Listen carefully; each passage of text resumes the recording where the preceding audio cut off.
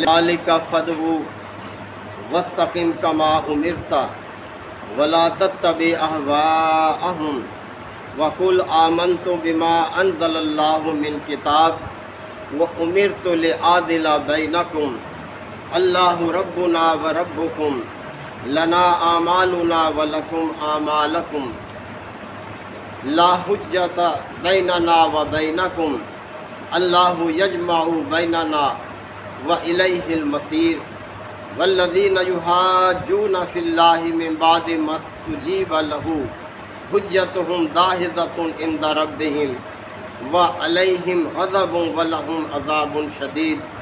صدق اللہ مولانا العظیم۔ حضرات، سورہ عاشوراء کے یہ دوسرے رکوع کی آیات ہے۔ پچھلی آیات میں رب کائنات نے اس بات کو واضح کیا کہ دیکھیں، نبی کریم صلی اللہ علیہ وسلم کی طرف ہم نے دین کا وہی طریقہ جاری کیا ہے جو طریقہ ہم نے نوح علیہ السلام کے لیے کیا تھا، حضرت ابراہیم علیہ السلام، حضرت موسیٰ اور حضرت عیسیٰ علیہ السلام کے لیے جاری کیا تھا۔ لہذا یہ کوئی نئی بات نہیں ہے، اللہ کا دین ہمیشہ سے ایک ہی ہے۔ تمام انسانوں کے لیے اس نے جو دین مقرر کیا ہے وہ اسلام ہے، اور تمام انسان جو اس دین کو اختیار کریں گے وہ سب کے سب اللہ کے نزدیک مسلم ہیں۔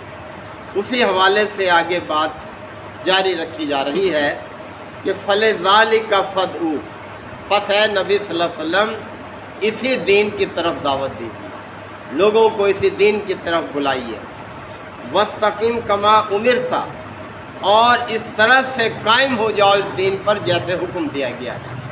یعنی کسی کو یہ اختیار نہیں ہے کہ اللہ کے دین میں کوئی کمی بیشی کر لے یا لوگوں کی مرضی کے مطابق کو سمجھوتا کر لے، یہ اختیار کسی کو نہیں ہے۔ لہذا جس طرح سے حکم دیا گیا ہے اسی طرح سے اس دین پر مضبوطی کے ساتھ قائم ہو جاؤ۔ وَلَا تَتَّبِعْ أَهْوَاءَهُمْ، اور ان کی خواہشات کی پیروی نہ کیجیے۔ یعنی کسی کو یہ اختیار نہیں کہ کوئی لو اور کچھ دو کے اصول پر مخالفین سے کوئی بات طے کر لے، کوئی سمجھوتا کر لے۔ اللہ کی بات اٹل ہے، اس کا دین، اس میں کسی کو کمی بیشی کی کوئی اجازت نہیں ہے۔ وَقُلْ، اور کہہ دیجئے، آمنتُ بما انزل اللہ من کتاب، اللہ نے جو بھی کتاب نازل کی ہے میں اس پر ایمان رکھتا ہوں۔ یعنی اللہ کی تمام کتابوں پر ایمان لانا یہ لازم ہے ہر اس شخص کے لیے جو اپنے آپ کو مسلم کہتا ہے، جو اللہ کے دین کو اختیار کرنے والا ہے، وہ اللہ کی سب کتابوں پر ایمان رکھتا ہے۔ وَأُمِرْتُ، اور مجھے یہ حکم دیا گیا ہے، لِأَعْدِلَ بَيْنَكُمْ، کہ میں تمہارے درمیان انصاف کروں۔ یعنی میرے لیے کوئی کالا ہو کوئی گورا ہو، کوئی امیر ہو کوئی غریب ہو، کوئی چھوٹی ذات سے ہو کوئی بڑی ذات سے ہو، حاکم ہو یا کوئی غلام ہو، میں ہر ایک کے درمیان عدل سے کام کرنے والا ہوں۔ اس بات کا مجھے حکم دیا گیا ہے۔ اللہ ربنا و ربکم، اللہ ہی ہمارا رب ہے اور تمہارا بھی رب ہے، ایک ہی رب ہے ہم سب کا، پوری کائنات کا ایک ہی خالق ہے، اسی نے سب کو اس دنیا میں بھیجا ہے، لہذا اس کی بندگی کرنا ہم پر لازم ہے۔ اور لنا اعمالنا، ہمارے لیے ہمارے اعمال، ولکم اعمالکم، اور تمہارے لیے تمہارے اعمال۔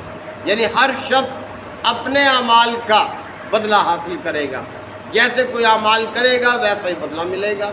کوئی جبر نہیں ہے دین کو اختیار کرنے میں، ہمارے لیے ہمارے اعمال کا بدلہ، تمہارے لیے تمہارے اعمال کا بدلہ۔ لا حجت بیننا و بینکم، ہمارے اور تمہارے درمیان کوئی جھگڑا نہیں۔ یعنی جس چیز کو ہم حق سمجھتے ہیں ہم اس پر عمل کریں، اور جسے تم حق سمجھتے ہو تم اس پر قائم رہو، کوئی جھگڑا نہیں ہے، زبردستی نہیں ہے۔ اللہ یجمع بیننا، اللہ ہم سب کو ایک دن جمع کرنے والا ہے۔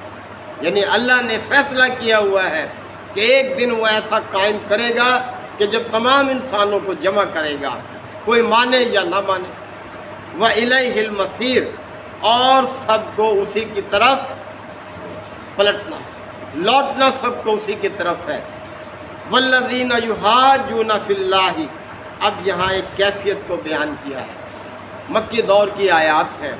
جو شخص بھی دین اسلام کو قبول کرتا تھا لوگ اس کے در پہ ہو جاتے تھے، اس کو اس بات پر مجبور کرتے تھے کہ وہ اس دین کو چھوڑ کر اپنے آباء و اجداد کے راستے پر آ جائے۔ اسے نہ گھر میں چین سے رہنے دیتے تھے، نہ بازاروں میں، نہ برادری میں، ہر طرح سے اس کو تنگ کیا جاتا تھا۔ تو اللہ تعالیٰ نے اس طرف بھی توجہ دلائی کہ والذین یحاجون فی اللہ من بعد ما استجیب لہ، اللہ تعالیٰ نے فرمایا یہ دین جس پر لوگ لبیک کہہ رہے ہیں، جنہوں نے اس کو قبول کر لیا ہے، تو ان سے جو لوگ جھگڑتے ہیں، جھگڑا کرتے ہیں کہ اس دین کو چھوڑ دو، فرمایا کہ حجتہم داحضۃ عند ربہم، ان کی یہ حجت بازی ان کے رب کے ہاں باطل ہے، ناکام ہونے والی ہے۔ کسی طرح سے وہ اپنی حجت بازی میں کامیاب نہیں ہو سکتے۔ ہر ایک کو اختیار ہے کہ جس چیز کو وہ حق سمجھتا ہے اس کو اختیار کرے۔ وَعَلَيْهِمْ غَضَبٌ، اور ان لوگوں پر اللہ کا غضب بھی ہے، یعنی جو جھگڑ رہے ہیں اہل ایمان سے کہ تم نے کیوں یہ دین اختیار کیا، ان کی یہ حجت بازی ان کے رب کے ہاں باطل بھی ہے اور اللہ کا غضب بھی ان پر ہے۔ وَلَهُمْ عَذَابٌ شَدِيدٌ، اور ان کے لیے سخت ترین سزا ہے، اللہ کے ہاں بہت سخت سزا ہے ایسے لوگوں کی۔ اللہ الذی انزل الکتاب بالحق والمیزان، اللہ ہی وہ ذات ہے جس نے یہ کتاب اور میزان کو حق کے ساتھ اتارا ہے۔ کتاب سے مراد یہ قرآن مجید ہے، اور میزان سے مراد اللہ کی شریعت ہے، یعنی اللہ کی شریعت اور اس کی کتاب ایک میزان کی طرح سے ہے، حق اور باطل کے درمیان فرق کرنے والی چیز ہے، جائز اور ناجائز کے درمیان، حلال اور حرام کے درمیان، یہ ایک میزان ہے یہ۔ وَمَا يُدْرِيكَ لَعَلَّ السَّاعَةَ قَرِيب، اور تمہیں کیا معلوم کہ وہ فیصلے کی گھڑی قریب ہی آ لگی ہو، یعنی اللہ نے جو دن مقرر کیا ہوا ہے عدل کا، یعنی فیصلہ کرنے کا دن، کیا خبر وہ قریب ہی آ لگا ہو، یعنی اس کو دور نہ سمجھو۔ ہر پل جو ہے وہ آخری ہو سکتی ہے، نہ جانے کب اللہ حساب کا وقت لے آئے۔ یستعجل بها الذین لا یؤمنون بها، اس کے بارے میں وہی لوگ جلدی مچا رہے ہیں جو ایمان نہیں لاتے، اور اس کے مقابلے میں والذین آمنوا، وہ لوگ جو ایمان رکھتے ہیں اس بات پر کہ وہ دن آئے گا، مشفقون منہا، وہ تو اس سے ڈرتے رہتے ہیں، ان پر تو خوف ہے اس دن کا اور اس کی تیاری میں لگے ہوئے ہیں۔ وَيَعْلَمُونَ أَنَّهَا الْحَقُّ، اور وہ خوب جانتے ہیں کہ یہ دن حق ہے، اور عقل بھی تقاضا کرتی ہے کہ ایسا دن ہونا چاہیے جب اچھوں کو ان کی اچھائی کا بدلہ ملے، بروں کو ان کی برائی کی سزا ملے۔ الا خبردار، ان الذین یمارون فی الساعۃ، جو لوگ اس گھڑی کے بارے میں شک میں پڑے ہوئے ہیں، لفی ضلال بعید، وہ تو گمراہی میں بہت دور نکل گئے، ان کی گمراہی کا تو اندازہ نہیں کیا جا سکتا کہ انہوں نے اپنے آپ کو کتنے بڑے خسارے سے دوچار کیا ہے، جو اس قیامت کی گھڑی کے بارے میں یقین نہیں رکھتے اور شک میں پڑے ہوئے۔ اللہ لطیف بعبادہ، اللہ اپنے بندوں پر بہت مہربان ہے۔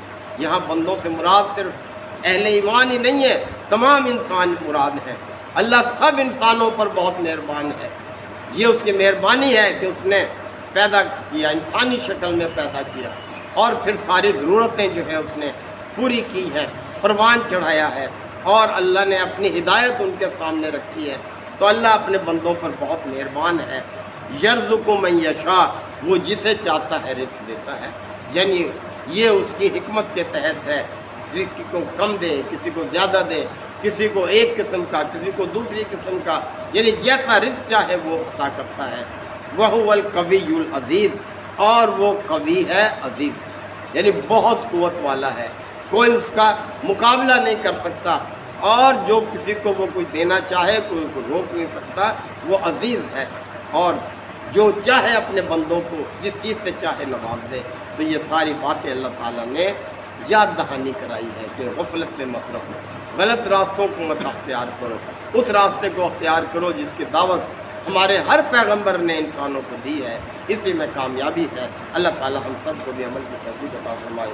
وآخر دعوانا الحمدللہ وکفی وسلام علی عبادہ الذین اصطفی۔ ربنا آتنا فی الدنیا حسنہ وفی الآخرۃ حسنہ وقنا عذاب النار وادخلنا الجنۃ مع الابرار یا عزیز یا غفار یا رب العالمین۔